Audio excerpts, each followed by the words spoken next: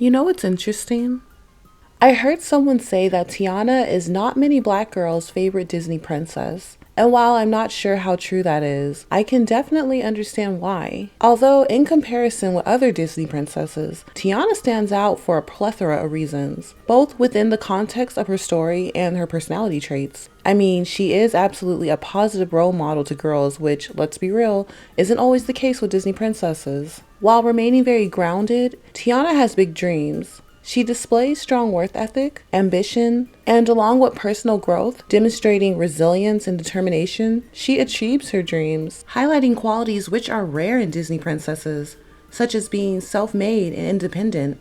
Tiana is both super relatable and inspiring, and I'm pretty sure with Pocahontas, she's the only other American Disney princess. And of course, I love Tiana for being unambiguous dark-skinned black girl representation, personally. Regardless, I can understand why she isn't unanimously the collective of black girls' favorite Disney princess. In my video currently titled Overanalyzing Disney's First Green Princess, I share my insights and observations on how Disney, not so subtly, contribute to the misrepresentation of black girls and women with The Princess and the Frog. I pointed out the overworked black woman trope, the negative implications of setting her in a Jim Crow time period, and of course, the subliminal messaging communicated to black girls by making Tiana a frog for the overwhelming majority of the movie.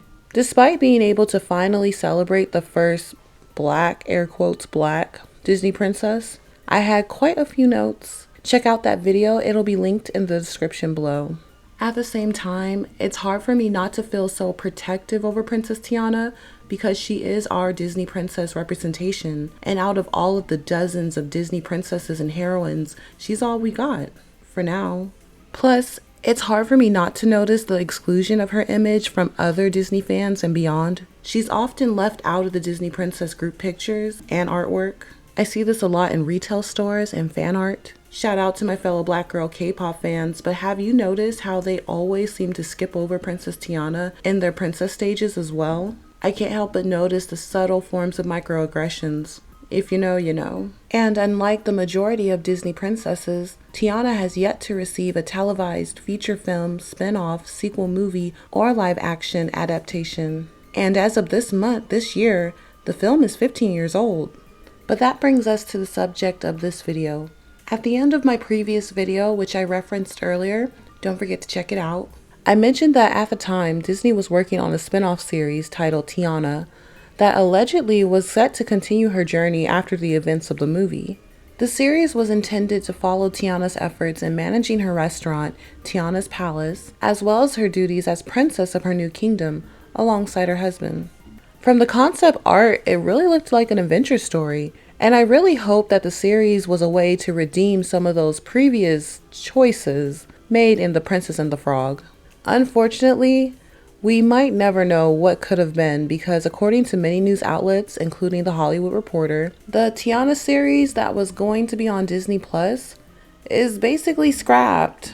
In summary, the Walt Disney Animation Studios has canceled its Tiana Princess series and is halting the development of original long-form content for streaming. The Tiana series, first announced in December 2020, was planned as a musical with Anika Noni Rose reprising her role from The Princess and the Frog. In addition to Tiana, an unannounced feature-length project intended for Disney Plus is also being scrapped. Despite multiple efforts and changes to the creative team, production costs ultimately made it unfeasible. In addition to the lovely Anika Noni Rose as Tiana, who, by the way, has always been such an advocate for this character and black girl representation. Remember, it was Anika who met with Disney over the whitewashing of Tiana's black features in those Princess Penelope shorts. She defended and explained why it is so important for Tiana to remain visibly black with black features so that black girls can continue to see themselves in Tiana. Stella McGee was brought on as the showrunner and executive producer for the Tiana series. She was tasked with overseeing the creative direction of the project, which was envisioned as a musical continuation of the character Tiana from The Princess and the Frog. McGee is known for her work as a director and screenwriter, and her involvement was part of Disney's effort to bring a fresh perspective to the series. But McGee did step away from her role as showrunner for the series, although she remained as an executive producer when Joyce Cherie was brought onto the project as a writer and executive producer. Cherie was part of the creative team working on the show, contributing to the development of the storyline and characters. McGee was still involved in the series in an executive capacity, overseeing the broader direction of the show, while Cherie contributed to the writing and creative development. Despite both of their involvement aimed at shaping the series, overlapping roles, and multiple efforts to get the project on track, including changes to the creative team, the series could not meet the necessary production standards within the budget constraints, and the Tiana series was canceled due to a combination of factors primarily centered around the production costs. I'm genuinely disappointed and sad that I won't be seeing this series anytime soon, most likely ever. And it's truly unfortunate because Tiana adds to the list of Black girl animated shows and characters that represent significant progress and commitment to diverse, nuanced portrayals of Black girls. However, it also highlights the constant challenges these characters face in the industry. In recent years, there have been quite a few cancellations of media featuring Black girls, such as Jodie, the Daria spin-off series, and Saturdays, the Disney series created by Marseille Martin, which premiered on Disney Channel in 2022, and unfortunately the Tiana series now joins that list. However, we have also seen some great contributions such as Invincible Fight Girl, which has been confirmed to be renewed for a second season. And yeah, it feels like there are some shows out there in radio silence and limbo, and I know we're all collectively crossing our fingers for them and hoping for the best, and more importantly, watching the shows. I feel like Black girls are getting better at supporting the media that centers them. I mean, kinda. And this is something that we must continue to do. It is so important. Black girl support and influence is powerful and has made a variety of platforms popular and profitable. And I think we should first and foremost use that influence to benefit ourselves. Clearly, there is a demand for Black girl representation in animation especially. The pilot, Pretty Please, I Don't Want to Be a Magical Girl, demonstrates that media centered to garner the support and viewership of Black girls, as well as Black adjacent girls, where they can also feel authentically represented, can have a significant and rapid impact. But yeah, I'm super pissed that we're not getting the Tiana series. I think Disney underestimates how many fans were really looking forward to it. This is a big missed opportunity. I also think that in the midst of our current, air quotes, political climate, that this could have been a positive contribution to media, especially for Black girl fandom. And I can't help but wonder if this forced backwardsness gaining momentum in society had any effect on the shelving of this series as well. I personally really wanted redemption when it came to Black girl representation through Tiana. Mostly, I wanted to see her on screen while not being a frog, along with the possible correction to other things in The Princess of the Frog that I had issue with. Speaking of, there was something I didn't mention in my overanalyzing video that I wish I spoke on in detail regarding The Princess and the Frog, and that was the character of Lottie. Lottie is Tiana's BFF from childhood, who was shown to be in contrasting positions of social status. While Tiana worked tirelessly for what she had, Lottie was spoiled. And although shown to be so kind and supportive of Tiana, Lottie and her father, Big Daddy Bouff, through the inheritance of their clancestors, were extremely wealthy. During the opening song, Down in New Orleans, when the Bouff mansion is shown along with Big Daddy and Lottie being driven in their car, the lyrics sing stately homes and mansions of the sugar barons and the cotton kings, which implies subtly that their wealth comes from slavery. For those in the back unfamiliar with U.S. history and, Florida, in the South, enslaved Africans were the backbone of the cotton industry. Cotton plantations relied heavily on enslaved labor to plant, harvest, and process the cotton. The labor-intensive nature of cotton farming made it one of the most profitable crops in the U.S., and cotton became a central part of the economy in the South, especially in states like Alabama, Mississippi, Louisiana, and South Carolina. While the sugar industry was more prominent in the Caribbean, especially in places like Jamaica and Haiti, and parts of South America, sugar cultivation in the southern U.S. also relied on enslaved labor. In Louisiana, for example, sugarcane was a major crop, and enslaved people worked on plantations to cultivate and process the sugarcane into raw sugar.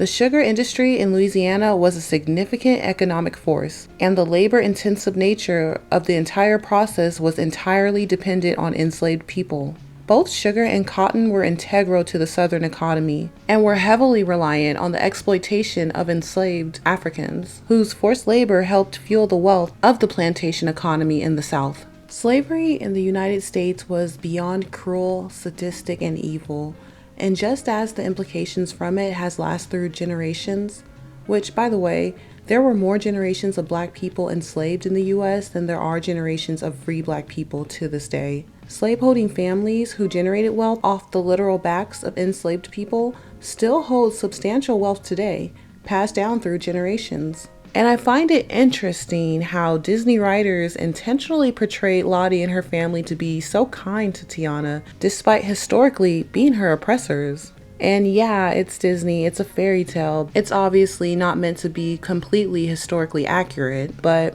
if you look closely, we actually see a lot of this kind of writing in Jim Crow storylines, where those who benefit directly from slavery are presented more as allies than anything else, which personally, as a descendant of slavery, feels slightly disingenuous, even for a kid's show.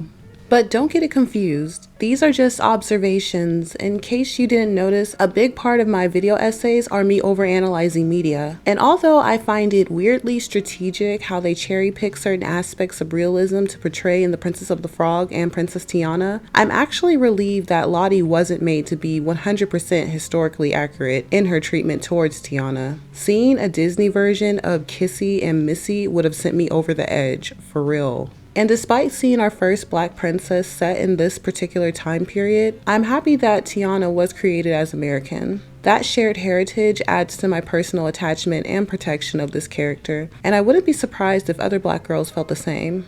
Although it was hinted very lightly that Tiana faced racial discrimination when she was trying to purchase her restaurant, I feel like Disney did not want to show racism as an obstacle for her, despite setting her story in primetime Jim Crow era, which again, if you learned anything about the history of the United States, was calamitous for black people, and that's putting it lightly. And so it kind of feels like they overcompensate with Lottie's character. Lottie was made to be an integral part of Tiana's story, which was kind of the first, I don't want to say red flag, but it gave me pause that something was off. I can't recall, but if I'm wrong, leave it in the comments, if any other Disney princess had another positive female character who took up as much space as Lottie did, both visually and story-wise. And although she was shown to be Tiana's support, I think the true reason for this character's existence was so that the entire focus wasn't solely on a black girl. Yes, despite it being her movie, yes. And maybe, just maybe, Lottie's character was created as a way to subdue racist backlash. As I mentioned in a few of my videos, but specifically, the idea of you being the main character, there is often a lot of rejection and pushback from the public of black girl main characters. Anti-blackness is crazy, and not only does society hate seeing black girls center themselves, they hate seeing black girls centered. And I couldn't help but notice the optics throughout the movie would not let human Tiana shine on her own. Well, until the very end for the duration of less than a few minutes. Anytime Tiana was in a princess dress, there was Lottie also in a princess dress. Although we know the context of the story, Lottie and Tiana were set up to marry the same man. And visually, I couldn't help but notice they seemed to always keep Tiana and Lottie on the same level despite this being Tiana's story, which in my opinion is very opposite of the previous Disney princess standard. Remember, the public pretty much demanded that Tiana be created in the traditional 2D art style so that she would be on the same level as her princess predecessors. Yet, they still seem to handle this princess differently. I don't think they wanted their audience of non-black girls to see a black girl princess without seeing themselves as a princess too, which is something very common with black girl representation. Although we are often excluded, even within black media, when given the opportunity to take center stage, we are reminded that we must always share it. And as we can see, those subliminal actions trickle down into other areas because people don't like us to have our own exclusive identity, style, features. It must always be made universal so that anyone can have access to it. And this mindset also contributes to the pushback I receive for making the distinction between black and biracial or mixed representation in the media, or when I discuss race-specific issues for black girls and suddenly everyone acts like they don't understand race and they start pushing that whole race as a social construct philosophy as if in real life fatal consequences aren't a result of racism alone. I feel like, given Disney's racist history, there was no way they were going to showcase a black girl princess without A, turning her into an animal, and B through Z, making her share the spotlight. And I think the intentions of Lottie's character with her specific phenotype was intentional. But again, that's why I really had high hopes for the Tiana series. I really wanted it to center her in human form and maybe give some depth to her relationship with Naveen as well. And I do like Naveen's character a lot, especially his appearance. I think it's great for black girls to see themselves dating outside of their race. It's always heavily pushed with black males, but with black girls, they're always pairing us exclusively with black boys, which creates super problematic, unbalanced standards and expectations. So this is good representation that black girls need to see. I mean, there is something to be said with black women always being paired with men they have to low-key raise, but I think I'm gonna save that for another video. I discussed this in my Black Girl Representation series, but black girls are truly given the bare minimum of representation. And I can see how black girl representation is a joke to many. The proof has been so normalized, especially on the internet, because of the long-running online jokes at black girl expense, such as the pretend live casting of Tiana, which always finds its way to my social media every once in a while. I hate it, I don't get it. Where they suggest Zendaya, men, and animals to play the live action version of Disney's first black princess. Have you seen that? Let me know in the comments if you've seen that. Every time it pops up, and it pops up like every so often, it's truly just racist, but it really says a lot to how the world views black girl representation. And you guys know I'm sensitive to our representation, so it really just annoys me, to say the least. And if The Princess of the Frog seriously gets a live action adaptation of the movie, y'all do me a solid and do not tell Amanda about it. I'm so serious. So yeah, in conclusion, I was hoping that the series would have contributed something positive to the media, and I'm super upset with this news. Now, there is a rumor. Unfortunately, it's only a rumor. I couldn't verify any validity online that this Tiana series will be converted into a sequel movie, which I guess is what happened with Moana and Moana 2, which I will watch as soon as it drops on Disney+.